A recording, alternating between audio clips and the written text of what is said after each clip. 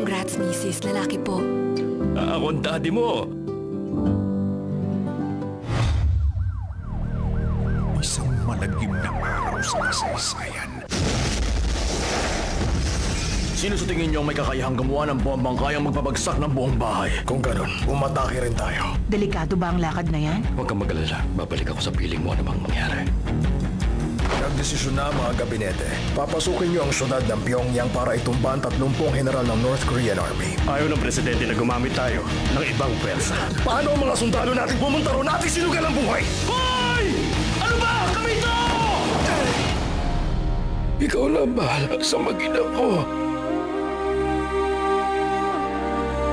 Ang magdidikta sa takbo ng kanyang buhay.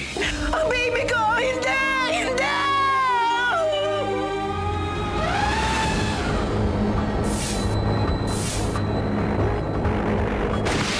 Lakasan mo si Ma! One man, Kailangan ko magbago. Yun ang tadhana ko.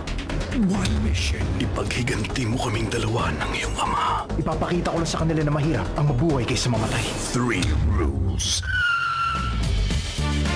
Tatlong bagay lang ang tatandaan mo. Hindi ka magtitiwala kahit kanino. Itatago mo kung ano ang tunay mong pagkatao at magbumuhay ka na isang bagong immigrant. At hindi ka pwedeng magmahal. Ikaw yung bullet driver? Oo. Sa Ecstasy Hotel, doon sa Dusan Intersection. Marami pang paraan dyan para kumita ako ng pera. At hindi ako magsasakripisyo mabastos para sa konting barya. Professor Lee! Professor, yung manyakis na yan.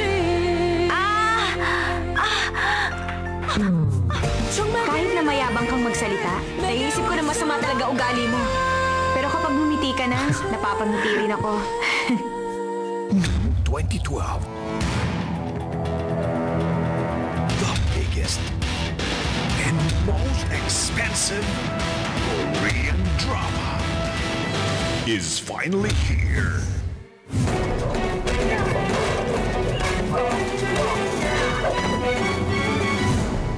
Starring Korean superstar Lee Min-ho. Kung isusuko ko lang lahat, tingin mo magiging masaya pa ako. City Hunter. Hindi ko na lang sana sinimulan.